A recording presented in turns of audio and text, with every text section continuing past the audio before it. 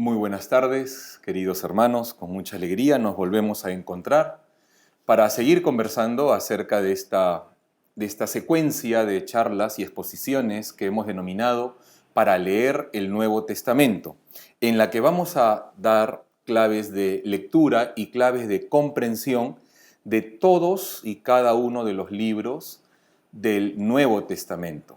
Ya hemos desarrollado el Evangelio de Mateo, repito, como claves de lectura y de comprensión. No, hay muchas maneras de abordar un evangelio. Lo estamos abordando desde la perspectiva de darles elementos de entendimiento para que cuando ustedes los lean tengan más ayuda para comprender lo que están leyendo.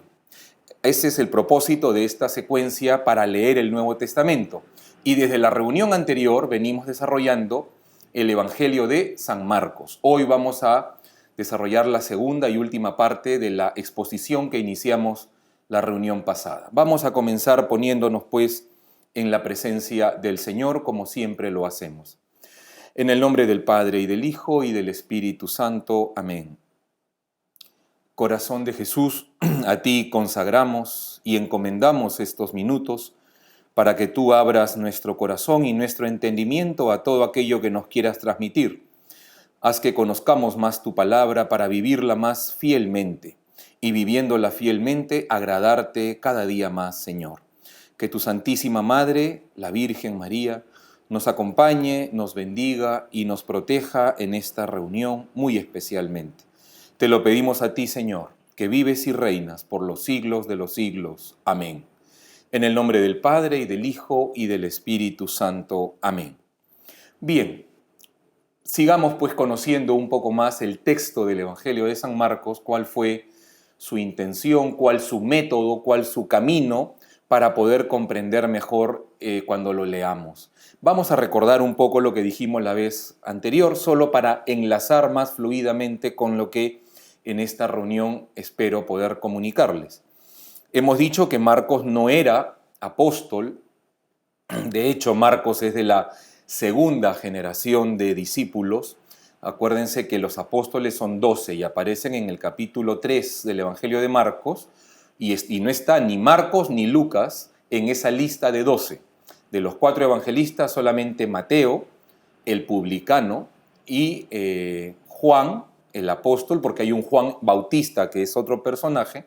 Juan el apóstol y Mateo son apóstoles de los 4 evangelistas. Marcos no era parte de esos 12, más bien consta por las mismas escrituras que era compañero de Pedro en la evangelización de los pueblos romanos.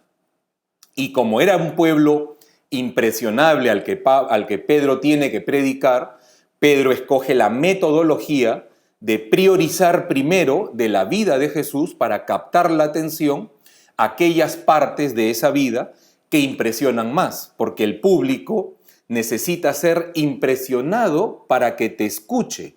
Por lo tanto, Pedro, se nota, porque Marcos escribe la predicación de Pedro, se nota que Pedro escoge como metodología presentarse a los romanos diciendo: vengo a hablarles de un Dios que no conocen, que ha resucitado muertos, que ha sanado leprosos. Y entonces la gente le prestaba atención. Por eso en Marcos aparecen primero los milagros de Jesús, cosa que no es tan habitual, pero repito, por la metodología pastoral que Pedro escoge, primero prioriza pues hablar de los milagros. Una vez que tiene la atención y que surge por lógica en la gente quién es este Jesús, él va a intentar convencerlos con su predicación y con los hechos milagrosos que este Jesús es el Hijo de Dios, igual de Dios que el Padre, y que tiene más poder que todos los otros dioses en los que ellos ya creían. No se olviden que el panteón romano es famoso porque hay muchísimos dioses, pero hay una diferencia. Los romanos se relacionaban con los dioses por temor o por conveniencia, y en todo caso no había un trato de amistad jamás. Yo no puedo ser amigo de un dios, no. Yo puedo obedecerlo, puedo servirle, puedo tenerlo contento, pero no puedo ser su amigo, porque para que haya amistad, y esto es un concepto que Roma lo hereda de la cultura griega precedente, porque en el mundo griego se pensaba que para que haya amistad tiene que haber cierta igualdad de dignidad. No se puede ser amigo de tu esclavo, por ejemplo, en aquella época se hablaba así. Y por eso los romanos tenían dioses, pero no eran amigos de sus dioses. Era una relación de dependencia, de obediencia, de conveniencia o de miedo.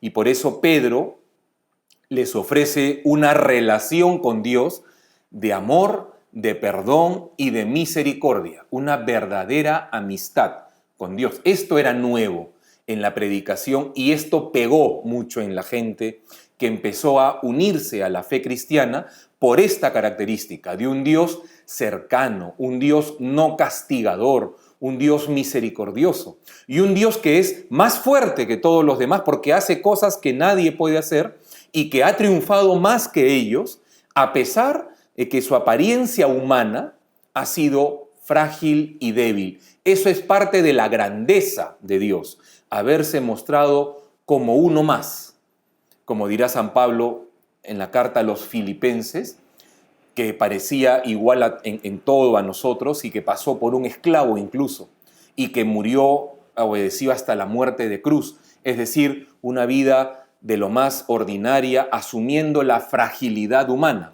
Esa es parte de la grandeza de Dios. Esto lo dijimos la vez pasada y habíamos dicho que Marcos dividía su evangelio en 3 actos, ¿no? Hay 3 momentos en el evangelio muy claramente que vienen desde Galilea, que sería el primer acto, y van hacia Jerusalén, que sería el tercer y último acto. No se olviden que Cristo es apresado, torturado y asesinado en Jerusalén. Allí también resucita. Y el camino de Galilea, donde pasa casi toda su vida pública, a Jerusalén, el camino vendría a ser como el segundo acto. En Marcos hay 3 momentos: Galilea, el camino a Jerusalén y Jerusalén. Eso como marco general. Y habíamos dicho también que la primera parte, capítulos del 1 al 8, como ven en pantalla, presenta a un público que al escuchar la predicación de Pedro muestran asombro ante Jesús. Se nota que Pedro pues ha priorizado los milagros de Jesús al inicio de su predicación para captar la atención, ya lo explicamos por qué, y esto suscita diferentes reacciones. Hay 3 tipos de reacción en la gente que escucha el mensaje de Pedro. Mayoritariamente el rechazo total, porque hay los que aceptan, unos pocos van entrando, hay los que sí pero no, hace cosas que solo Dios haría, pero es un pobre carpintero. En mi cabeza no es fácil aceptar que ese carpintero sin apellidos de nobleza o sin riquezas pueda ser un Dios. Ese es el segundo grupo. Y el tercer grupo tiene que ver con el rechazo total, ¿no? Aquellos que los indican como un blasfemo, como alguien que viene más bien del demonio. Y este rechazo origina que Jesús comience a explicar la naturaleza del reino de Dios que Él viene a traer a través de comparaciones, narraciones comparativas, que técnicamente se llaman parábolas, y por eso compara el reino de los cielos y la predicación de la verdad de Dios. Jesús la compara con el sembrador, que sería Él, Jesús, que sale a sembrar la palabra de Dios y que cae en diversos tipos de tierra, como la gente, diversas reacciones. Unos dan más fruto, otros menos y otros nada. Esas parábolas explican lo que ha suscitado la predicación inicial de la palabra de Dios. Jesucristo va a decir, cuando Dios ha querido revelar su verdad a los hombres, de la manera que Él lo había pensado hacer a través de la segunda persona, encarnada en Cristo como un pobre carpintero, ha suscitado entre la gente reacciones que están simbolizadas en la parábola del sembrador, que están simbolizadas en la parábola de la semilla de mostaza, que parece una cosa pequeñita, es comparado con los otros dioses romanos, pues que eran tan grandes, tan triunfantes, llenos de gloria. Viene a predicar una cosa de perdón, de humillación, Entonces parece una cosa insignificante. Esa parábola de la semilla de mostaza hace referencia a ese momento en el que la predicación del reino compite con los otros dioses que son pues grandiosos. Pero cuando la semilla da fruto, produce un árbol tan hermoso que todos quieren entrar ahí, todos. Entonces está anunciando el triunfo que va a ser finalmente, históricamente, se va a dar del cristianismo sobre todos los otros dioses. Ya sabemos por historia universal que el Imperio Romano se hizo totalmente cristiano. En el 380 después de Cristo, la religión cristiana se hizo la religión oficial de todo el imperio. Miren, del siglo I, que empezaron a ser perseguidos, siglo II y el siglo III con más violencia y con muertes y torturas, a partir de ahí comienza una convivencia más o menos hasta que a finales del siglo IV, la religión cristiana se vuelve la religión oficial, es decir, vence a todas las otras propuestas religiosas y vence a todos los dioses del panteón de dioses romano. Esto se dio históricamente, pero ya está como anunciado en las parábolas que el Señor pronunció, explicando la reacción de la gente. Esta es la primera parte que nos prepara, ahora sí, para entrar a la segunda parte del Evangelio de San Marcos, que va desde la segunda parte del capítulo 8, por eso le pongo ahí en pantalla 8b, hasta el capítulo 10. Y el 8b va a comenzar, para que ustedes más o menos sepan hacia qué parte, cuando Jesús está caminando a Jerusalén, ya está saliendo de Galilea y está yendo a Jerusalén a cumplir la misión que debe cumplir, y en el camino hace una pregunta crucial para la secuencia que Marcos está siguiendo en su evangelio y que le da un giro a todo. Es como que Marcos apuntara a este momento en el que Jesús pregunta ¿quién dice la gente que soy yo? Y luego de que Pedro lo reconoce como el Mesías, comienza otra dirección. Es como que marca un quiebre en la intención redaccional de San Marcos. Esto es muy importante entenderlo. La confesión de Pedro que dice, tú eres el Mesías, el Hijo de Dios vivo, cambia todo, porque a partir de ahí Jesucristo comienza a explicarles que Él es el Mesías, sí, pero que es el Mesías que tiene que sufrir y morir y que así va a triunfar. Todo esto pasa a partir del capítulo 8. Antes no se habla de esto. Antes es un Cristo que impresiona. Pero luego de que lo reconocen como el Mesías que tenía que venir, el Hijo de Dios, Él comienza a decir, sí, pero no el Mesías que tú crees o que tú esperas, porque se nota que incluso Pedro esperaba otro tipo de Mesías. De hecho, esperaba un Mesías más triunfante. ¿Se acordarán ustedes ese pasaje? Que también está en el capítulo 16 de Mateo, acá está en el capítulo 8, cuando Jesús dice, ¿quién dice la gente que soy yo? Y todos dicen, unos dicen que eres Jeremías, otros dicen que eres Isaías, otros. Y Jesús dice, ¿y ustedes? ¿Quién soy yo para ustedes? Y Pedro le dice, tú eres el Mesías, el Hijo de Dios. Jesús le dice, muy bien, Pedro. Y ahora te digo yo, tú eres Pedro y sobre esta roca edificaré mi iglesia. Pero tienes que saber, Pedro, que tengo que ir a Jerusalén, me tienen que atrapar, me van a torturar, me van a castigar, me van a crucificar y me van a matar. ¿Y Pedro qué hizo? No lo dejó, se puso delante de Jesús, entre Jesús y Jerusalén, se puso ahí en el camino y le dijo, tú no vas a Jerusalén, tú no vas a morir, tú eres el Mesías, tú tienes que ganar. ¿Cómo vas a ir a morir en la cruz? ¿Qué te pasa? Porque se nota que lo reconoce Pedro a Jesús como Mesías, pero ¿qué tipo de Mesías tenía Pedro en la cabeza? No era el Mesías sufriente que está profetizado en el capítulo 53 de Isaías. Revísenlo porque no es un capítulo muy largo, ¿eh? Es un capítulo chiquito. Revísenlo para que vean que el Señor, por boca de Isaías ha vivido 750 años antes de Cristo, y ya hablaba de que el Mesías enviado triunfaría por el dolor y el sufrimiento, triunfaría por la humillación de las autoridades de su tiempo. Estaba hablando efectivamente de lo que le iba a pasar a Jesús, pero por alguna razón Pedro se había hecho la idea de otro tipo de Mesías, quizá más no sé, más de efectos inmediatos, de tomar el poder, de votar a todo el mundo y coger el gobierno, algo así. Porque cuando Jesús le dice, voy a Jerusalén a morir, no lo deja. Y por eso Jesucristo le dice, apártate de mi camino, Satanás. Satanás es una palabra que originalmente significa el que hace tropezar. Tú eres el que me está haciendo tropezar para no ir a cumplir mi misión. No porque lo está identificando con el diablo, no. Satanás no es un nombre propio, es un adjetivo. Es algo que hace alguien. Y eso que hace alguien es hacer tropezar. Todo el que hace tropezar, tropezar en el sentido, digamos, de yo debo ir para allá, pero tu mal ejemplo, algo que tú haces me impide ir, me hace caer en el camino. Eso significa ser un Satanás.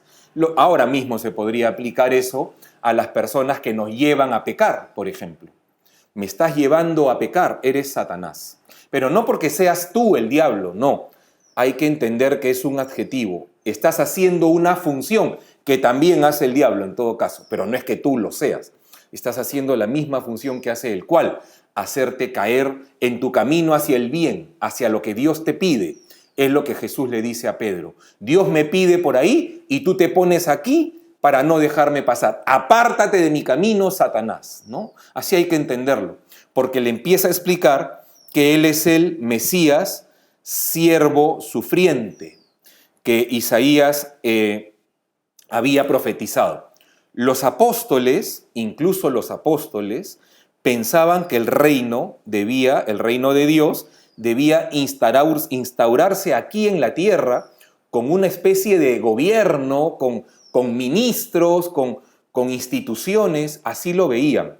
Por eso el Señor va a enseñar que su reino no es de este mundo. Varias veces va a insistir que el reino no es de aquí, porque se nota en los textos de los apóstoles. Vean ustedes el capítulo 10 de Marcos, versículo 35. No lo he transcrito para obligarlos un poquito a leer, pero ahí es cuando se le presentan dos de los 12 apóstoles y le dicen a Jesús, Jesús, cuando tomes el poder, a este y a mí, nómbranos en cargos de importancia para ser como tu primer ministro y tu ministro de economía o algo así. Le piden a Jesús cargos de importancia porque en la cabeza de ellos estaba, este Jesús en algún momento va a ser el presidente aquí o el emperador. Algo así tenían en mente, se nota en el texto. Y eso no quita nada a la fe. Ojo, el mismo texto bíblico dice que los apóstoles recién han comprendido todo en Pentecostés. Cuando el Espíritu Santo descendió sobre ellos, dice, se les abrió el entendimiento y por fin entendieron todo. Hasta ese momento no tenían claro cómo era la cosa. Por eso es que cuando crucifican a Jesús todos se van corriendo, porque pensaban que estaban perdiendo en la batalla y que todo lo que Jesús había anunciado no se iba a cumplir porque lo estaban matando en la cruz. Por eso entenderán ahora un poquito cuando lean por qué los apóstoles hacen tantas preguntas de quién es este y por qué hace esto. Cuando calma la tempestad, los apóstoles dicen, ¿quién es este que hasta el mar le obedece? O sea, en su cabeza está esa de, parece que es el Mesías, sí es, pero no es, pero va a morir, pero no va a triunfar, no tiene ejército. Entendamos a los apóstoles también, eran personas que no tenían más elementos para tener las cosas claras. Nosotros ahora tenemos tantísimos elementos, pero ellos, además que eran pescadores, campesinos, no era gente muy preparada intelectualmente, de un gran corazón y con algún sentido común, pero cultos no eran. Por lo tanto, es lógico que ante las primeras frases y actos de Jesús tengan estas dudas, que luego ya con la ayuda del Espíritu Santo se acabó y a partir de ahí ya no los paró nadie. Eso es verdad, pero en este momento están pensando que el reino es de una manera, que Jesús va a necesitar primeros ministros, entonces me voy a apuntar primero yo. ¿Y cómo sabemos que todos pensaban eso? Y no solamente Santiago y Juan, como aparecen en el capítulo 10, versículo 35. Lean el texto. El texto dice que cuando los otros 10 escucharon eso, se indignaron porque también ellos querían pedirle eso y como que se les estaban adelantando. Entonces quiere decir que los 12, de alguna manera, pensaban que tenían que asegurarse un lugar en el nuevo gobierno. Esto obviamente es una visión equivocada, pero que va a ir tomando forma, por eso Jesús les va a ir enseñando acerca de qué es verdaderamente el reino, cuál es el puesto de honor que ellos van a tener, ya no en un gobierno temporal que va a pasar, sino en una iglesia que va a durar hasta el fin de los tiempos. Poco a poco lo van a ir entendiendo, pero este momento es un quiebre en la intención redaccional de San Marcos. Hasta el momento en que pasa esta pregunta, hay como una presentación de un tipo de Jesús. Pasada esta pregunta en el capítulo 8, por eso digo que marca la segunda parte, ya es el Cristo que se muestra sufriente, el Cristo que se va a entregar a la muerte, ya es otro tipo de Mesías y empieza a formar a los apóstoles en esta verdad para que entiendan que así tiene que ser. ¿De acuerdo? Bien, esta misma conversación, por eso les digo que es un proceso de formación a los apóstoles, la tiene 2 veces más, la misma. El Cristo tiene que padecer, tiene que ir a Jerusalén, ser maltratado, ser asesinado y resucitar al tercer día. Capítulo 9 lo vuelve a decir. Ahí están las citas en la pantalla para que lo lean con más detenimiento. Y en el capítulo 10 lo vuelve a decir. Le está dando lecciones a los apóstoles para que entiendan qué tipo de reinado, qué tipo de triunfo es el que ha venido a traer y sobre todo qué tipo de liberación. Porque si tú piensas que yo he venido a liberarte de tal gobierno o de tal emperador, a anular los impuestos y los abusos de autoridad, por ahí no va. He venido a liberarte de una opresión más abusiva y más terrible que la de un emperador que hoy está y mañana no estará. He venido a liberarte de la opresión tiránica del pecado, que destruye tu alma y te mata para siempre. Por último, el emperador también te puede matar, pero te mata para esta vida, no te mata para el cielo. Más bien, si mueres por tu fe, decía Jesús, te vas al cielo. En cambio, el pecado te puede matar aquí a través de una vida desgraciada, ya sin horizonte y sin ganas de vivir, y si no te arrepientes y te mueres en el pecado, te mata eternamente, te condenas. Eso es lo que le está diciendo en los capítulos 9 y 10 a los apóstoles. Cuando los lean, acuérdense de esto que les estoy diciendo. Y terminan estas enseñanzas, digamos, estas lecciones de quién es Él realmente, con la frase que resume todo.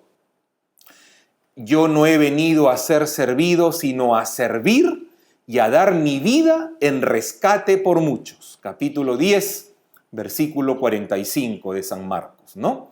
Esa es la frase que resume todo, pero que se nota que los apóstoles todavía les cuesta entender. Hay momentos en la vida de Jesús que él mismo se enfada un poquito porque los apóstoles son un poco lentos para entender. Y hay por lo menos tres momentos en los que Jesús les dice a los apóstoles, pero qué tontos son para entender. Ya como que humanamente seguro él también ya dice, pero ya te expliqué cuántas veces quiere que te explique. Y en varios momentos del Evangelio, yo cuando lo leo así, digamos, me imagino la escena y me sonrío porque, claro, te estoy diciendo una cosa y no me entiendes, te pongo parábolas para que ya más fácil y no llega un momento en que Jesús dice, en un momento dice, ¿hasta cuándo tendré que aguantarlo? Ya me quiero ir al Padre. Imagínense cómo se sentirá para decir eso, ¿no?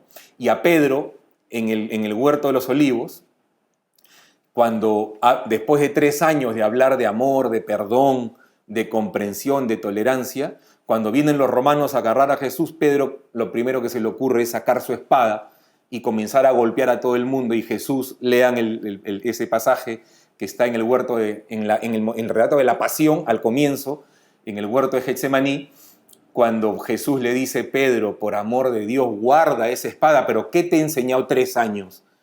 O sea, los apóstoles sí eran un poquito lentos para entender, sí. Les faltaba evidentemente un poquito más de formación, seguro. Eran rudos, eran toscos, eran pescadores, campesinos, eran gente fuerte y de coraje, pero con poca formación. Pero Jesús vio en ellos no hombres cultos, no necesitaba probablemente hombres cultos, necesitaba hombres que den la vida por un ideal y que entiendan y amen un ideal. Y cuando los apóstoles entienden y aman el ideal, se acabó. Miren en qué terminó todo. De ellos vivimos hasta el día de hoy. Por eso, más que hombres cultos, porque los cultos eran los fariseos, los escribas, no, de ellos ninguno. Lo que Dios necesitaba era hombres valientes, con defectos, como todos, pero valientes, decididos y con un corazón que cuando se enamore, lo dé todo por aquello que ama. Eso es lo que Dios hasta hoy necesita. Es lo que encontró en ellos. Por eso, sin ningún tipo de vergüenza, hay que decir que los apóstoles algunas cosas no las entendían. Así como yo y algunos de ustedes hasta hoy, con tantos libros que ya se han sacado, seguimos sin entender, porque somos torpes. Pero ¿qué ha visto Dios en nosotros para llamarnos a estar un poquito más cerca? Pues habrá visto otros valores que no son necesariamente que somos muy inteligentes. Habrá visto quizá aquello que es más importante en la propagación del reino, ¿no? Amor y decisión. Si ve eso, ya lo otro Él lo va dando, ¿no? Poco a poco, hasta donde lo necesites. Porque no son los libros los que te abren el cielo, no, es el amor. ¿De acuerdo? Entonces, no hay que tener temor que, como dice la lámina que ven en pantalla, que los apóstoles siguen sin entender y les da temor, porque ya van 3 veces que Jesús le dice que lo van a matar, llegando a Jerusalén, y están caminando a Jerusalén. ¿Ustedes se imaginan lo que deben estar pensando los apóstoles? Ya la veo a Jerusalén ahí a lo lejos, y dice que lo van a matar, y el miedo. Es por eso que en este momento crucial en que están todos asustados, Jesús hace algo para reforzar la fe de sus apóstoles. Les muestra quién es Él realmente. Se transfigura delante de ellos. Eso está en el capítulo 9 del Evangelio de Marcos. ¿Qué significa se transfigura? Acuérdense que hay una fiesta que se llama la transfiguración del Señor. Es este momento cuando Jesús llama no a los 12, es verdad, llama a los 3 que van a ser los jefes, porque tiene que fortalecer a los jefes para que ellos fortalezcan a los demás. Se nota que esa es la intención también de Jesús, porque llama a Pedro, a Santiago y a Juan, nada más. Si ustedes leen los Hechos de los Apóstoles, los jefes de la iglesia son Pedro, Santiago y Juan. Pedro es la cabeza y Santiago y Juan son los lugartenientes de Pedro. Son los 3 cabezas de la iglesia y San Pablo los va a llamar así, las 3 columnas. Pedro, Santiago y Juan, con las que Pablo luego se reúne para ponerse de acuerdo en la evangelización del mundo, que en ese momento comenzaba. Entonces, Jesús llama a los que van a ser los jefes, que son los que tienen que, en primer lugar, fortalecerse, los lleva aparte al monte, y en el monte se transfigura. ¿Qué significa se transfigura? Deja ver la gloria que tiene como Dios. No se olviden que Jesús es Dios, pero está como escondido, si se puede hablar así, en Cristo. Es verdadero hombre y verdadero Dios. Pero lo que yo veo, si estuviera parado ahí, yo veo un hombre seguramente de características muy especiales, una mirada muy bondadosa, una voz muy firme, muy cálida. Sí, pero yo no veo más que un hombre excepcional. Pero no veo a Dios, no puedo ver a Dios ahí porque mis ojos no están hechos para ver eso, ¿no? Yo veo un hombre y los apóstoles veían un hombre excepcional. Por eso Dios se deja ver como Dios. A ver, ¿cómo lo imaginamos? No lo sé porque no lo dice el texto. Quizá es una luz especial que los apóstoles dijeron, es como que se quitara el disfraz de humanidad y mostrara su divinidad. Es una cosa maravillosa. Es como que les dijera, muchachos, tranquilos, confíen. Esto que va a pasar en Jerusalén ya está pensado por mi Padre. Miren, soy Dios, no vamos a perder, no hay manera de que perdamos. Miren, y se muestra como Dios. Esto es la famosa transfiguración, que es mostrarles la gloria, la misma gloria de Dios. Si ustedes van al libro del Éxodo, capítulo 20, es la misma gloria que en el monte Sinaí Cuando Moisés iba a recibir las tablas de la ley, los 10 mandamientos, primero se muestra la gloria de Dios y dice que Moisés vio la gloria de Dios y se quedó atónito. Y ahí Dios le entrega los 10 mandamientos.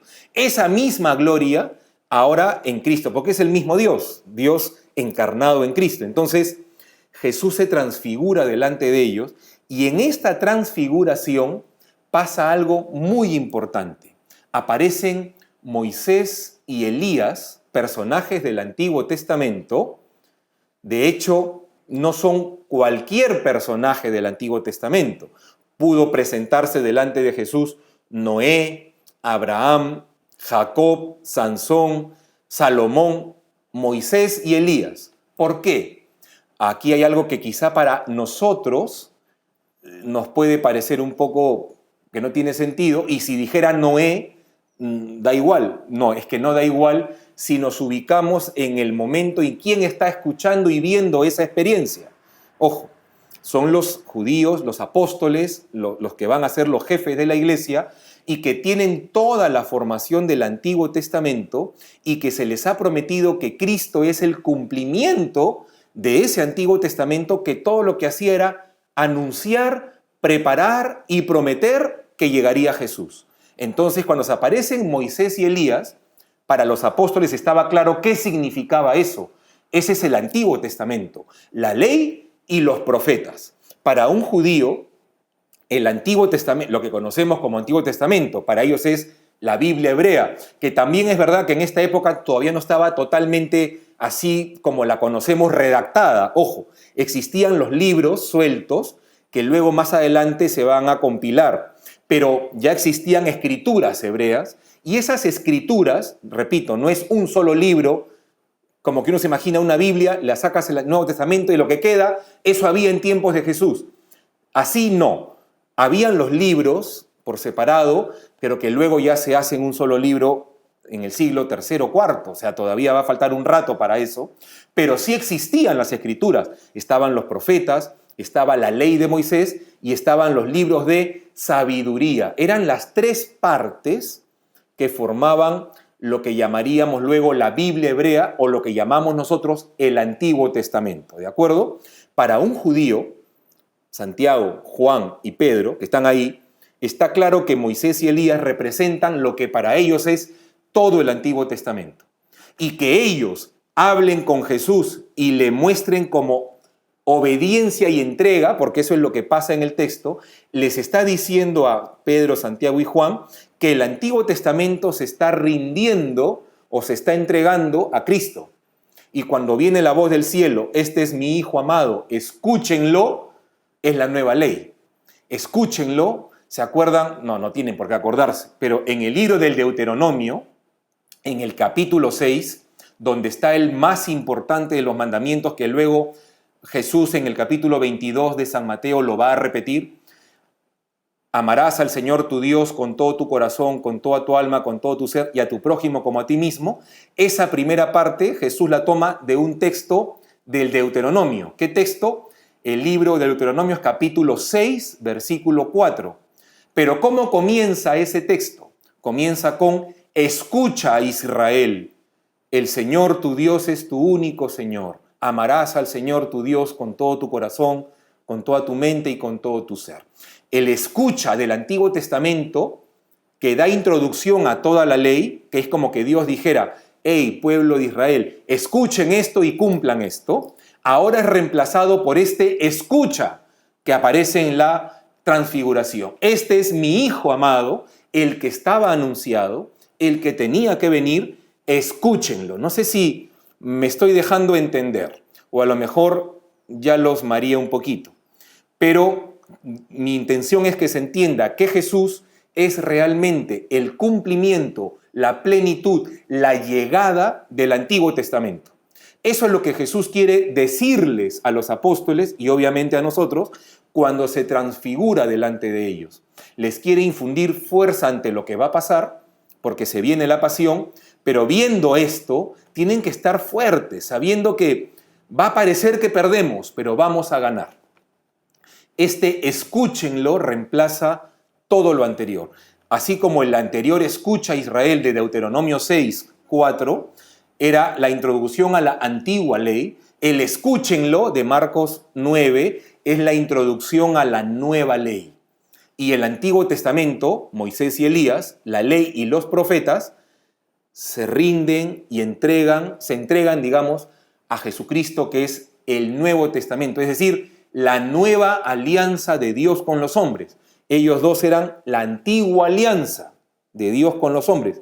Ya les expliqué antes que testamento significa alianza de Dios con su pueblo. Hay dos grandes alianzas, la antigua alianza y la nueva alianza. Antiguo Testamento y Nuevo Testamento, ¿de acuerdo? Entonces Marcos está presentando en este momento a Jesús como la encarnación física de la gloria de Dios que ha venido a cumplir la obra redentora que está anunciada en el Antiguo Testamento. Sufrir y morir por su pueblo. Esa gloria que se mostró como gloria en Éxodo 20, ahora se muestra encarnada en Cristo. Esa es la diferencia, esa es la plenitud. Se mostró como gloria de Dios en Moisés, ante Moisés, y ahora se muestra la misma gloria de Dios, pero en Cristo, en la persona de Cristo, en la humanidad de Cristo, se nota la persona divina del Verbo. Ya esto es un poquito más difícil, pero no es que Cristo desaparece, Él está ahí, su cuerpo está ahí, pero lo que transparenta es la gloria misma de Dios. ¿Cómo es eso? El Evangelio dice una blancura que ningún batanero del mundo podría lograr con la mayor lejía que pueda conseguir. Algo así dice el texto. Bueno, es una forma de decir que lo que se ve es algo que no se puede describir, pero pasó. Y luego de este momento ya podemos entrar a lo que es la tercera parte, que es ya Jerusalén. Todo esto pasa en el camino. El miedo, la enseñanza a los apóstoles sobre quién es Él, cómo es el reino, tengan valor, vengan para que vean, les voy a dar un anticipo de lo que van a ver luego en el cielo para que cojan fuerza, tal y tal, y cuando ya está todo, empieza la tercera parte que va del capítulo 11 hasta el final de Marcos, ¿no? Sabemos que Marcos tiene 16 capítulos. La tercera parte comienza con Jesús entrando en Jerusalén. ¿Y cómo entra Jesús en Jerusalén? Montado en un burrito, y el pueblo que sale a ponerle ramos de olivo para que el burrito pase por encima. Esto es lo que recordamos nosotros en el Domingo de Ramos, que es el domingo anterior a el Jueves Santo, Viernes Santo y Sábado Santo, a la Semana Santa, porque es el domingo en que entra Jesús. Luego pasan unos días que vamos a ver qué pasó en esos días y luego viene ya la pasión, en esa semana, ¿no? La pasión, muerte y resurrección. Esa semana comienza con Jesús entrando triunfalmente. Parece que la gente del pueblo se pasó la voz y sabían que venía Jesús, habían escuchado los milagros que había hecho Jesús, seguramente muchos lo habían visto porque él, es verdad, estaba en Galilea, pero Galilea estaba 3-4 días de camino, tampoco era gran cosa estar en Galilea unos días, regresar. Entonces, los que lo conocían habían pasado la voz y todo el pueblo sale a recibir a Jesús, que entra montado en un burrito y le ponen ramos de olivo. ¿Qué significan los ramos de olivo? Está en el capítulo 11 de Marcos, comenzando el versículo 11. De ahí, del versículo 1 hasta el versículo 11, perdón. Ahí está la entrada triunfal de Jesús a Jerusalén. En Jerusalén, ¿por qué? Porque los ramos de olivo tenían una significación. Nosotros cuando vamos a misa el Domingo de Ramos, llevamos un ramo en la mano. A veces no sabemos tampoco por qué lo llevamos y por qué es Domingo de Ramos, por qué no es domingo no sé de qué otra cosa. ¿Por qué es de Ramos? Estamos recordando la entrada de Jesús, estamos dando inicio a la semana de la Semana Santa, digamos, a la semana de la Pasión. Y por eso repetimos el gesto de recibir a Jesús con los ramos de olivo. En aquella época, en el mundo de Jesús, cuando venía el rey o el emperador regresaba de alguna campaña triunfante y entraba al pueblo por la calzada, los pueblos tenían una calle principal que entraba desde las afueras y llegaba hasta la plaza central.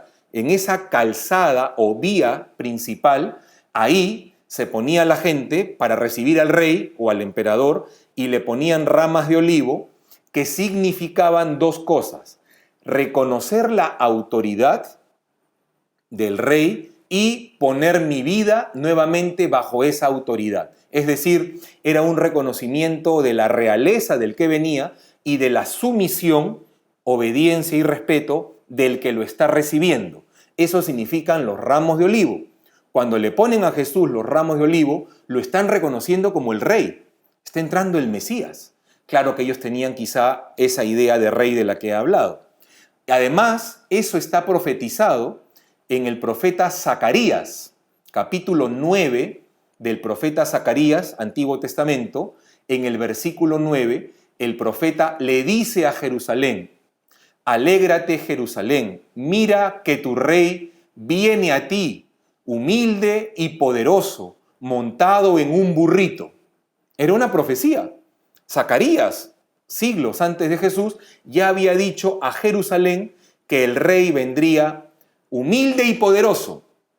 No así como el César, sino humilde pero poderoso, porque es Dios, montado en un burrito. Miren, hasta eso estaba profetizado. Zacarías 9:9, lo he puesto ahí en la pantalla para que lo puedan ustedes luego también leer y cotejar cuando lean el capítulo 11 de Marcos, lean la profecía de Zacarías del capítulo 9, y así se les va a armar mejor el panorama y lo van a comprender mejor. ¿Por qué entra en un burrito? ¿Por qué le ponen los ramos de olivo? ¿Qué significa?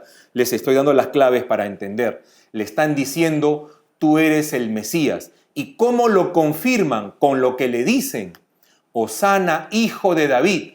Hijo de David es el título del Mesías. Acuérdense que en la profecía de Natán, Natán es un profeta de la época del rey David, que aparece en el segundo libro de Samuel, capítulo 7, no lo he puesto ahí, pero el profeta Natán, en el segundo libro de Samuel, capítulo 7, le dice a David: uno de tu linaje reinará para siempre, su reino no tendrá fin y tendrá todo el poder de Dios. Uno de tu linaje. Por eso el pueblo que vino después de David, su hijo Salomón y todos los que siguieron, hasta la época de Jesús, sabían que el Mesías tenía que ser de la descendencia de David. Por eso a Jesús lo llaman hijo de David. Es una manera de decirle: reconozco que eres el Mesías, ¿de acuerdo? Por eso le dicen hijo de David. Y por eso Mateo, lo expliqué ya en la reunión que tuvimos sobre Mateo, se preocupa tanto de entroncar, capítulo 1 de Mateo, entroncar a Jesús con David, ¿se acuerdan? A través de José, el padre legal, llega hasta David. ¿Por qué? Porque a Mateo le interesa demostrar genealógicamente que Jesús es el hijo de David, por lo tanto, califica para ser el Mesías. Entra montado en un burrito, aplaudido, alabado y reconocido como rey, y es curioso que esa misma gente luego lo va a dejar solo. Aparece luego, después de entrar a Jerusalén, yendo al templo a expulsar a los vendedores, a los cambistas que estaban en la puerta del templo y que habían convertido el templo en un lugar como de mercado. Vendían animales, cambiaban dinero, porque las ofrendas que se presentaban al templo, según la ley antigua, eran animales o eran cantidades de dinero, pero no cualquier dinero, tenía que ser en la moneda no pagana, la moneda judía, que podía entrar en el templo. Por eso habían cambistas. Si yo tenía moneda romana o griega, yo no podía ir al templo a dejar eso como limosna, porque era como ofender al templo. Tenía que cambiar esa moneda en moneda judía para presentarla en el templo. Por eso en la puerta del templo habían cambistas y habían los que vendían animales de todo tipo, porque cuando tú querías ofrecer algo a Dios, la ley decía que podías ofrecer un cabrito, una oveja, unos pichones, entonces habían animales por todo lado y Jesús los expulsa a todos y dice: han convertido mi templo en un mercado. Actúa como el que sabe que es señor del templo. Él es Dios y Dios es el dueño del templo, pues Él puede hacerlo. Nadie más podría hacerlo, nadie más. Por eso esto genera un rechazo más grande todavía de los líderes religiosos de Israel, el Sanedrín, los fariseos, los saduceos, el sumo sacerdote, su corte, que deciden asesinarlo. Porque Jesús, además, en lugar de pelearse solamente y defenderse, les critica su hipocresía. Cuando le dicen, ¿tú quién crees que eres para votar a los cambistas del templo? Él, en lugar de decir, sí, miren, disculpen, no, lo que dice es, cállense hipócritas, porque ustedes aparentan que se portan bien, pero son unos cínicos, porque en su corazón son envidiosos, vengativos, tienen odio contra la gente, asesinan gente, pero por fuera son cumplidores de todo y son santos, hipócritas. Entonces los fariseos, que además eran soberbios, tú le dices eso a un soberbio y te quiere matar, evidentemente. Y efectivamente planean asesinarlo.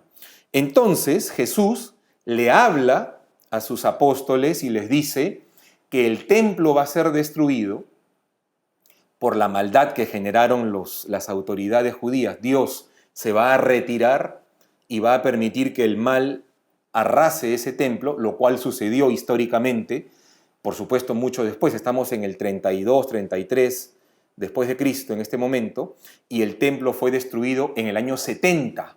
Históricamente eso pasó, destruyeron el templo los romanos, las tropas del general Tito, que luego fue emperador. Eso sucedió, y acá Jesús lo profetiza y dice, este templo que ahora ven no quedará piedra sobre piedra, ¿no? Y que a los apóstoles los van a perseguir cruelmente todo el tiempo va a haber persecuciones a la iglesia, y que así va a ser hasta que Él regrese al final de los tiempos. Todo esto está pasando en el capítulo 13 de Mateo, y les pide que ellos estén atentos, que perseveren encontrando fuerza en la oración, que vivan cada día como si fuera el último, el día en que Dios les va a pedir cuentas de su vida. Estén atentos, dice, porque no saben el día y la hora. Vivan cada día como si fuera el último. Entréguense, amen, hagan todo el bien que puedan como si fuera la última oportunidad que tienes para hacerlo. Eso es lo que les está diciendo a los apóstoles. Y encuentren fuerza en la oración. Y para más fuerza todavía, porque todo esto termina con la celebración de la última cena, que está en el capítulo 14 del Evangelio de San Marcos, en la que instituye la Eucaristía y el sacerdocio ministerial. En esta cena pascual se celebraba, no es que Jesús tiene una cena especialmente para instituir la Eucaristía, no, utiliza una ceremonia que ya existía y le da otro contenido. La cena pascual se celebraba todos los años. Los judíos celebraban una cena en la que recordaban la salida de Egipto, que simbolizaba para ellos salir de la esclavitud hacia la tierra prometida, la libertad. Eso se celebraba con la cena de Pascua, y que se significaba a través de matar un cordero. Se sacrificaba un cordero, y ese cordero era como el precio de esa libertad a través del cual yo ganaba el derecho de ser un hombre libre. Todo eso se celebraba en la última cena judía, que repito, ya existía. Pero Jesús le da otro contenido. La misma cena, pero a partir de ahora tiene para nosotros otro contenido. Ya no celebramos la salida de Egipto a la tierra prometida, celebramos la liberación del pecado y el camino en el que nos encontramos hacia la tierra prometida, que es la vida eterna. De momento estamos como en ese camino del desierto, en esa lucha que con Cristo vamos día a día hasta que lleguemos a la vida eterna. Y por eso para nosotros la cena de Pascua se significa sacrificando el verdadero y único cordero, ya no el corderito del Antiguo Testamento, sino el Cordero de Dios, que muriendo ha quitado el pecado del mundo. Ese es el precio de nuestra libertad. Así como el Cordero de la cena de Pascua fue el precio de la libertad de la salida de Egipto, por lo menos así lo significaban, ahora con Cristo, Él es el Cordero de Dios, Él se inmola, Él carga sobre sí los pecados y los males de todo el mundo, Él muere, Él paga, y ya pagó la deuda de todos. Y por eso se nos libera de la esclavitud y se nos permite caminar hacia la tierra prometida, que es la vida eterna.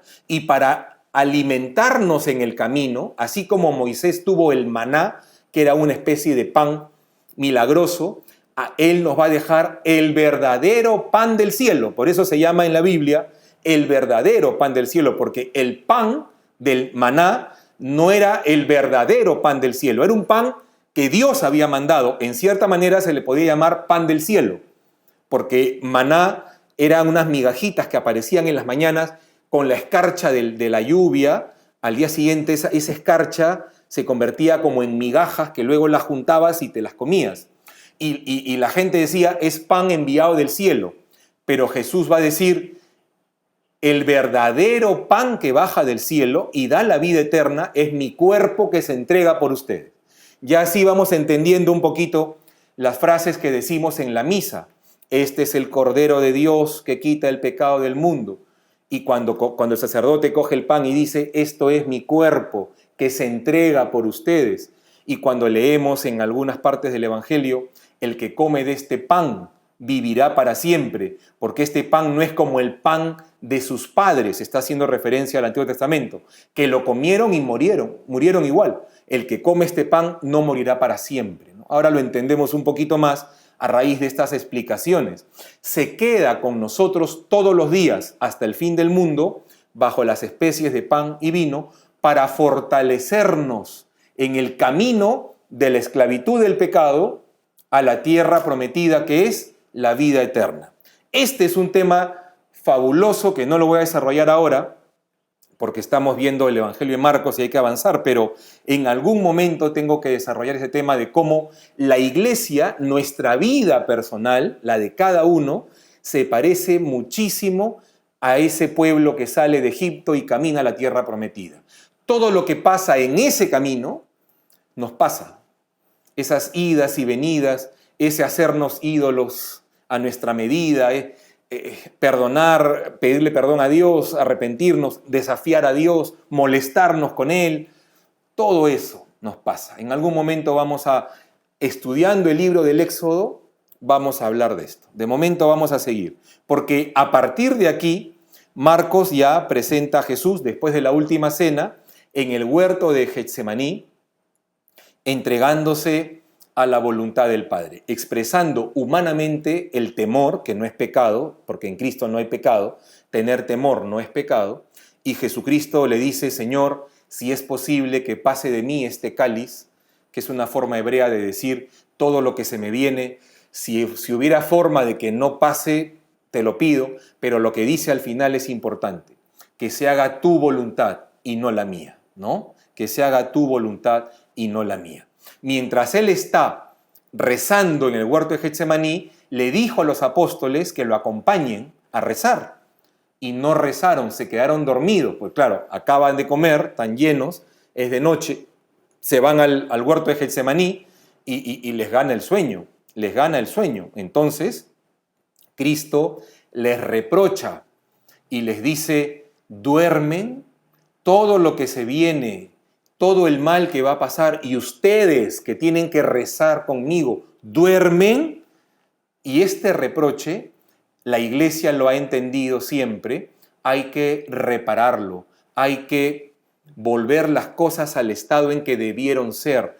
Por eso la iglesia repara el sueño de los apóstoles en esa hora, porque Jesús les dice, no han podido velar una hora conmigo. La iglesia instituye una hora de adoración los jueves, que es cuando pasó esto que estamos hablando, Getsemaní, jueves en la noche, una hora de adoración con Jesús para reparar la hora en que estos apóstoles se quedaron dormidos. Ese es el origen de la hora de adoración al Santísimo los jueves en la noche. Por eso habrán escuchado que se llama la hora de reparación. Y uno dice, ¿pero reparación de qué? Pues de esto, de lo que los apóstoles se quedaron dormidos en esa hora en que Jesús necesitaba que lo acompañen con su oración y no lo hicieron. Nosotros reparamos todos los jueves en la noche una hora de adoración con el Santísimo, que es Jesús. Se repite la escena, pero esta vez despiertos. Digo, ojalá, porque habrá alguno que en la hora de adoración al Santísimo me repite lo mismo que Pedro, Santiago y Juan, no sería lo ideal. En esa hora se está con Jesús, ¿de acuerdo?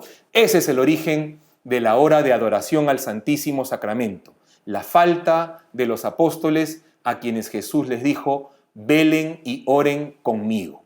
Y Marcos, un dato interesante para que ustedes cuando lean se vayan dando cuenta, es que Marcos va dejando ver que cada vez hay menos gente alrededor de Jesús. Cada vez hay menos gente. Si ustedes leen al comienzo del Evangelio, muchísima gente con Jesús, todo el mundo quiere tocarlo, empujarlo, agarrarlo, pedirle. No hay sitio para él, hay unos que tienen que romper el techo para bajar un paralítico, porque hay tanta gente que no hay manera de llegar y tal. Perfecto. Luego, cuando ya Cristo dice, tengo que ir a padecer y a morir, ya hay menos gente, porque la gente ya no está dispuesta a sufrir por Jesús. Y luego, cuando está atrapado y en la pasión, llega a esta terrible afirmación que está en el capítulo 14, versículo 50. Y abandonándole, huyeron todos. Se quedó solo.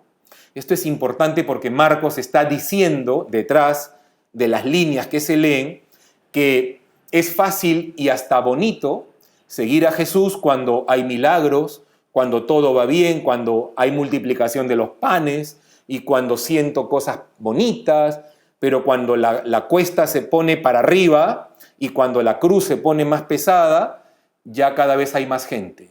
Y cuando ya se trata de morir en la cruz, ya no. Hasta ahí no llego.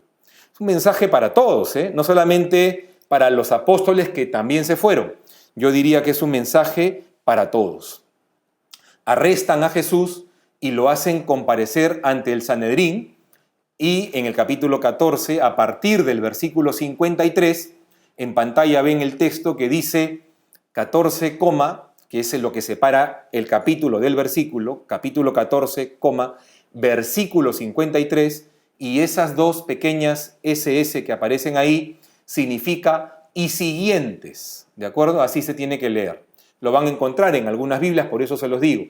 Quiere decir que el relato comienza en el 53 y sigue. Sigue hasta donde ya uno se da cuenta que es un punto aparte y termina la idea, ¿no?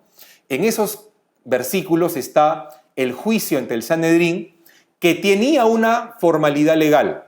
El juicio a Jesús debía tener una formalidad legal. Es que tenían que encontrar dos testigos que afirmen algo que sea imputable al acusado.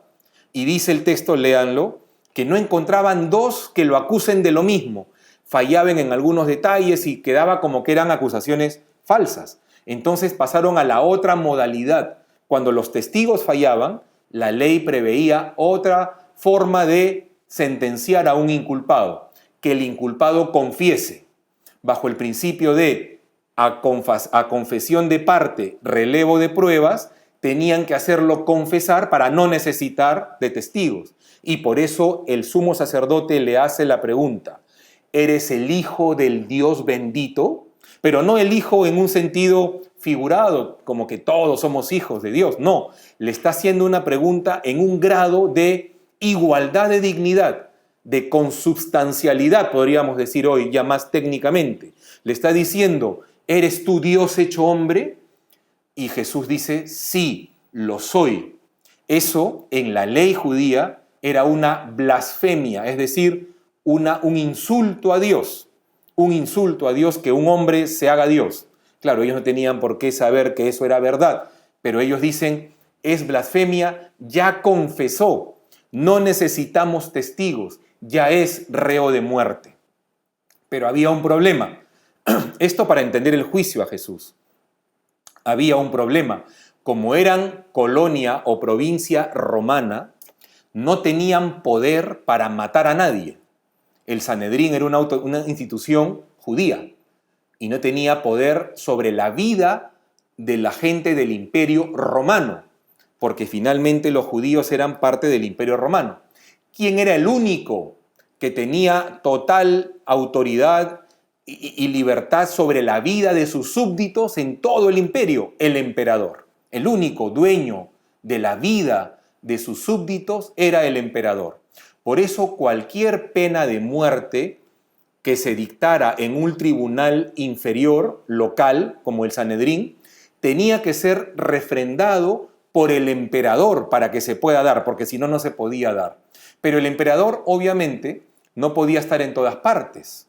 Por eso, en las provincias había un representante del emperador en cada provincia. Judea es provincia del imperio, ahí está Jerusalén, y en Judea el procurador, que es el representante del emperador, el que tenía que dar la orden de que maten a Jesús, era Poncio Pilato. Por eso tenían que llevarlo a Pilato, porque ellos, es verdad, dijeron, es reo de muerte, pero no lo podemos matar. Tenemos que hacer que Pilato lo mande matar. Y cuando lo llevan a Pilato, bueno, lean todo el relato, Pilato al comienzo dice, no encuentro razones para matarlo. Se nota que ustedes lo que tienen es odio. Y los del Sanedrín se inventan una acusación falsa, que Jesús estaba fomentando la sedición contra el emperador para que no paguen impuestos. Falso, porque en ningún momento Jesucristo dijo e hizo eso. Y ahí sí Pilato dijo, no, esto sí ya es grave. Y todavía le dicen a Pilato, si tú no lo acusas, te acusamos a ti ante el emperador. Y ahí sí ya Pilato se vio como obligado a ceder y por eso se lavó las manos, que era un gesto público de decir, yo no tengo nada que ver. ¿Quieres matarlo? Mátalo. Te doy el permiso, pero no comparto. Y les dio el permiso. Y los judíos dijeron, nos importa muy poco que compartas o no compartas, nos interesaba la orden. Ya la diste, se acabó. Y fueron y lo crucificaron. Y muere Jesús y efectivamente el último en reconocer que era Dios hecho hombre es un romano. Esto es una cosa muy curiosa porque es el primer pagano que reconoce la divinidad de Jesucristo. Un centurión romano dice, verdaderamente este era el Hijo de Dios. Bien, vamos a ver un poco los pensamientos ya conclusivos del Evangelio de Marcos, las claves que les he ido dando resumidas un poquito. Era necesario que Cristo sufriera para rescatar a los hombres. Ahí están los textos bíblicos, capítulo 10, versículo 45, y, esa barrita es, y, capítulo 14, versículo 24. Lo habían anunciado las Escrituras, esto viene del Antiguo Testamento, esto aparece en el capítulo 9, en el capítulo 14. Y Jesús proclama que este es su camino, el camino del dolor y del sufrimiento, sobre todo cuando habla con los apóstoles en el capítulo 8, 9 y 10, como tienen ahí en la pantalla. Y el mismo camino de sufrimiento y de cruz, pero que va a terminar en resurrección a la vida eterna, van a tener que caminarlo los que deseen seguir a Jesús. Capítulo 8, capítulo 9 y capítulo 10. Ahí está esta idea. Son las claves de lectura que tienes que tenerlas para entender por qué Marcos desarrolla su evangelio como lo desarrolla. Sin embargo, y esto es verdad, la gente esperaba un Mesías triunfante, guerrero, victorioso, y por eso les costaba aceptar esta ruta de dolor y entrega hasta la muerte. Por eso en Marcos aparece algo muy típico, lo que se ha conocido en la doctrina como el secreto mesiánico, es decir, la reiterada prohibición de Jesús de que aquellos a quienes Él hace un milagro lo reconozcan como Mesías públicamente. Les dice, cállate, no le digas a nadie. ¿Se acuerdan que en varios milagros Jesús ordena que no le digan a nadie? Y cuando bota a un demonio, a los demonios también les dice, no digas a nadie quién soy yo, vete. ¿Y por qué Jesús no quiere? Más bien le convendría, ¿no? Para hacerse publicidad y que la gente lo... ¿Saben por qué? Porque Él es consciente de que la gente estaba esperando otro tipo de Mesías. Y más bien si se enteraban, le iba a ser un problema. Porque Él tenía que demostrar casi que en el anonimato qué tipo de mesianismo ha venido a traer. Y por eso lo que más convenía en ese momento en el que hacía un milagro o expulsaba un demonio era imponer silencio. No le digas a nadie. Al otro le decía, cállate, sal de él, a los demonios, porque no era el tipo de Mesías que esperaban, ¿de acuerdo? Y termina el Evangelio con la respuesta victoriosa de Dios. Todo este camino de aparente debilidad, de aparente derrota en términos humanos, de muerte ignominiosa, humillante en la cruz, que era una pena romana de las más humillantes. Todo esto termina con una respuesta de victoria. Realmente Cristo ha triunfado. ¿Y cómo lo demuestra? Resucitando de entre los muertos. Y luego apareciéndose a los discípulos, a quienes da la misión de ir por todo el mundo a proclamar la buena nueva. Es decir, el evangelio, que es lo que significa buena nueva. Evangelion, buena nueva del evangelio. Así termina el evangelio de Marcos y da comienzo a la siguiente etapa, que es el crecimiento de la iglesia, porque con la orden de Dios a los apóstoles, Dios asciende al cielo, ¿y qué pasa luego? Los apóstoles luego tienen la experiencia de Pentecostés y con esa fuerza salen al mundo y la iglesia comienza a crecer, cumpliendo este mandato. Vayan por todo el mundo y proclamen la buena nueva del reino. Así termina el Evangelio de Mateo. Esas son las claves que hay que tener presentes para leerlo. Hasta aquí llega la sesión de hoy referida a San Marcos. En la siguiente reunión, Dios mediante, veremos el Evangelio de Lucas, cuáles son las claves para entender, comprender por qué Lucas escribe como escribe, por qué no es idéntico a Mateo, por qué el orden cambia, por qué Marcos tampoco es igual. Ya algo vamos entendiendo, ¿no? Pero vamos a conocer algo también de Lucas en la próxima reunión. Por favor, lean San Marcos. Ya tienen las 2 reuniones en las que hemos visto todo el Evangelio. Son 16 capítulos. Yo creo que no hay mayor problema de leerlo despacio, comprendiendo, tomando notas, porque eso les va a servir para su vida personal y para luego hablar de él en la familia, en los amigos, en los grupos. Esto les va a servir de mucho. Pues hasta aquí llegamos. Muchas gracias y nos vemos en la próxima reunión con San Lucas. Que el Señor les bendiga.